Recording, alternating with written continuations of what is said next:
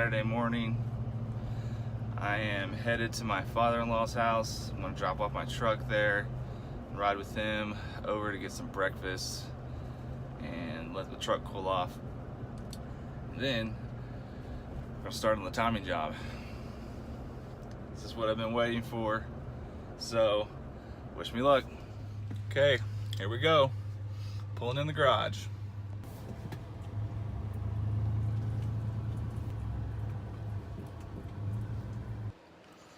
All right, got the truck in the garage and we're starting on this thing. First thing I run into now is the fan. Trying to get the fan removed there. Let me flip my camera.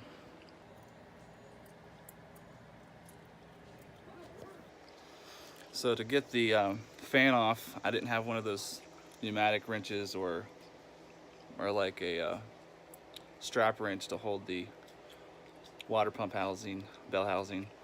So what I did is kind of wedged it right underneath one of these bolts, and it was sitting on the nut of the fan, and held it with one hand to keep it from spinning. And then I took this adjustable wrench, stuck it on the fan bolt, put this long pipe on it for leverage, kind of just pulled while I kept it from spinning. It worked pretty well for me. All right, it's been a couple hours. I got most of the wiring, I got pretty much all the wiring out of the way.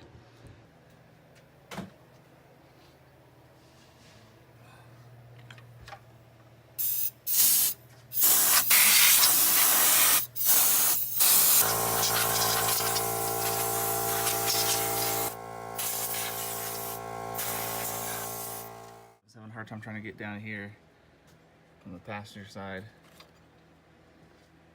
to get some of those bolts. It's really hard to get back in here because of the AC lines and the tank back here. And so what I did is I removed the fender well lining, and they're really easy access. I already had this one loose from up top, and you can reach right behind here with a wrench and get the one behind here. And then also, let's see the light.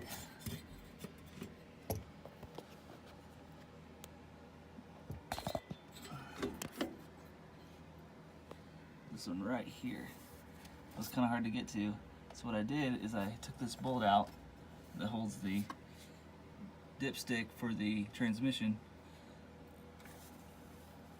bracket right here. That gave me enough wiggle room to get the wrench right on top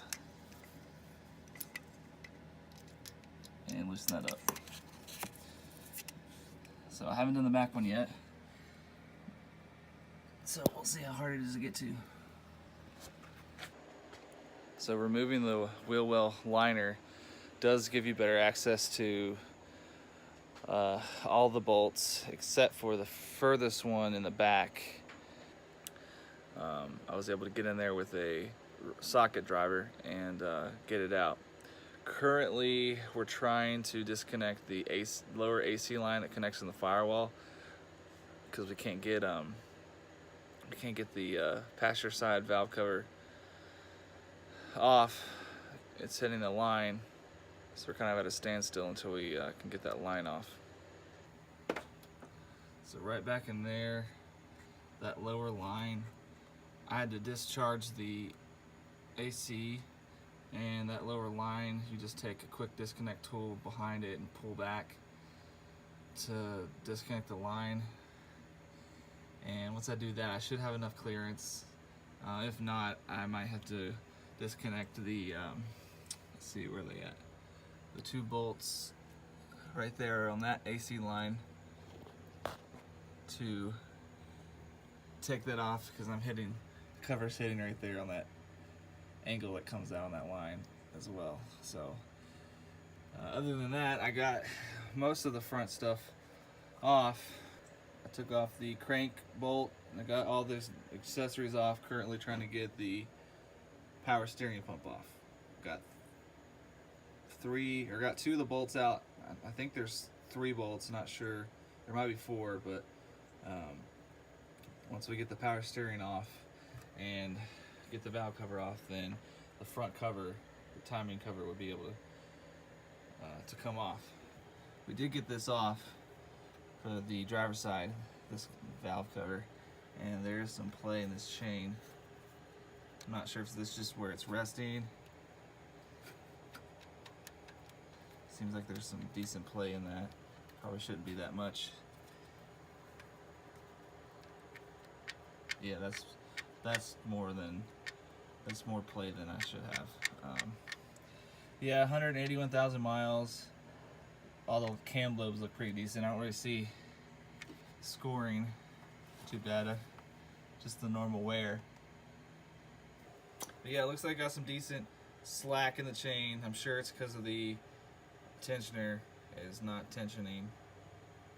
So anyway, once we get that side off, we'll take off the front cover and see what we find.